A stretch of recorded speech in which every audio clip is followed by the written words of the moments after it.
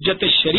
شریعہ قرار دے رہی ہے، تو اب اجماع اور قیاس کا انکار کرنا در حقیقت قرآن کی ان آیات کا انکار ہے، نبی علیہ وسلم کی ان احادیث کا انکار ہے۔ کیا قرآن اور احادیث کا انکار کرنے والے کا نام اہل حدیث ہوتا ہے؟ قطعاً نہیں۔ بہرحال ان کا یہ دعویٰ محض پھنسانے کے لیے ہوتا ہے اور دھوکہ دیتے ہیں، اصل میں دھوکہ دیتے ہیں۔ کمپٹیشن یہ دکھاتے ہیں کہ ادھر قرآن ہے، حدیث ہے، اور ادھر نبی امام ابو حنیفہ کا قول ہے۔ اصل میں امام ابو حنیفہ کا جو قول ہوتا ہے اس کے موافق حدیث دوسری موجود ہوتی ہے، لیکن یہ دوسری پیش کریں گے کیونکہ روایات مختلف ہوتی ہیں۔ 23 سالہ دور میں احکام بھی مختلف تھے، پہلے کچھ اور تھے، بعد میں کچھ اور تھے، تو وہ اس قسم کی روایات کو لاتے ہیں جو امام ابو حنیفہ رحمہ اللہ کے قول کے اس وقت ظاہری موافق نہیں ہوتی۔ سادہ لو آدمی سمجھ لیتا ہے کہ شاید واقعی امام ابو حنیفہ قول حدیث کے خلاف ہے، حالانکہ حدیث کے خلاف نہیں ہوتا، وہ امام ابو حنیفہ رحمہ اللہ کا قول دوسری احادیث کے مطابق ہوتا ہے۔ تو بہرحال ان کا یہ کہنا کہ صرف قرآن حدیث سے سارے مسئلے ثابت ہوتے ہیں، تو اس پر بھی ہم نے کئی دفعہ بارہ ان کو چیلنج کیا اور مسائل کے سوالات بھی کیے، تو یہ نہ اس وقت جواب دے سکیں نہ آئندہ قیامت تک دے سکیں گے، کیونکہ قرآن و سنت ہی نے اجماع اور قیاس کو دلیل شرعی قرار دیا ہے اور اسی سے مسائل حل ہوتے ہیں۔ تو اس میں انشاءاللہ میں کسی وقت اور جب انشاءاللہ دوبارہ کبھی موقع بنے گا تو میں ادلہ اربع کے اپنے یعنی کہ ترتیب کے ساتھ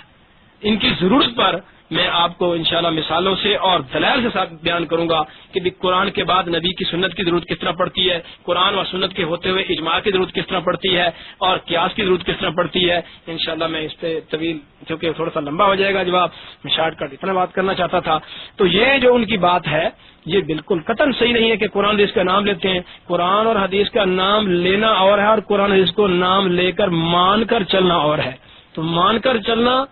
ماننا اور پھر اس پر چلنا یہ ان کا کام نہیں ہے، یہ بالکل اس کے خلاف ہے۔ کافی ہے؟ ہاں جی، فرقے جہاں تک ان کے ہیں، ان کے فرقے کافی ہیں، کوئی شبان اہل حدیث ہے، کوئی تنظیم اہل حدیث ہے، کوئی لشکر طیبہ ہے اور کوئی غرباء اہل حدیث ہے، ان میں کافی فرقے ہیں۔ حتیٰ کہ ماضی قریب میں جب انڈیا میں ابھی یہ موجود تھے برطانیہ والے حضرات، ان کی حکومت تھی اس دور میں، اور اس دور سے فوراً بعد یہ عبد القادر روپڑی صاحب جو ہیں ان کا جو گروپ تھا اور ثناء اللہ امرتضی کا جو گروپ تھا، ان کا آپس میں ایک دوسرے پر کفر کے فتوے تک لگے ہوئے ہیں، ان کی کتب میں موجود ہے۔ اور اسی طرح غرباء اہل حدیث والے کہتے ہیں کہ امام کے پیچھے کوئی رکوع میں آ کر ملتا ہے تو اس کی نماز بغیر فاتحہ کے ہو جاتی ہے، اور جو روپڑی والا گروپ ہے وہ کہتا ہے نہیں ہوتی۔ تو بہرحال ان کے کافی گروپ ہیں، انشاءاللہ ہم اس کی تفصیل کسی اور وقت بیان کریں گے،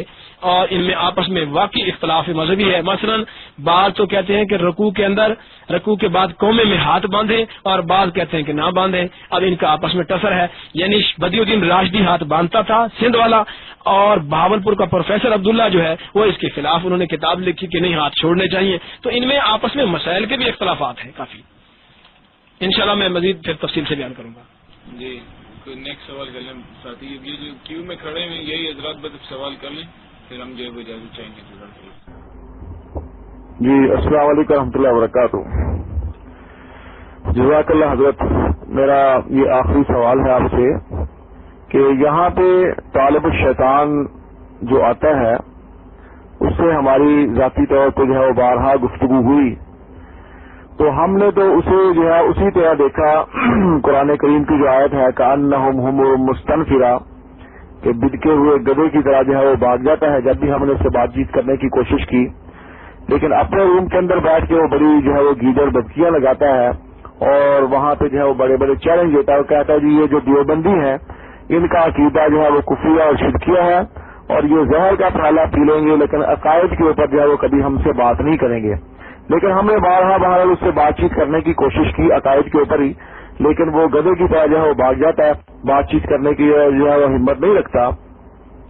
تو آپ ذرا اس حوالے سے بتا دیں کہ وہاں یہاں پہ آ کے جو بونکتا ہے بکتا ہے وہ کیا علماء دیوبند کا عقیدہ واقعی جو ہے وہ کفریہ اور شرکیہ ہے کہ جو وہ یہاں پہ اتنے بڑے چیلنج کے طور پہ جو ہے پیش کرتا ہے؟ اور دوسرا ذرا تھوڑا سا اس کے حوالے سے بھی بتا دیں کہ اس کا جو ہے وہ مسلک اہل حدیث کے اندر اس شخص کی کتنی اہمیت ہے؟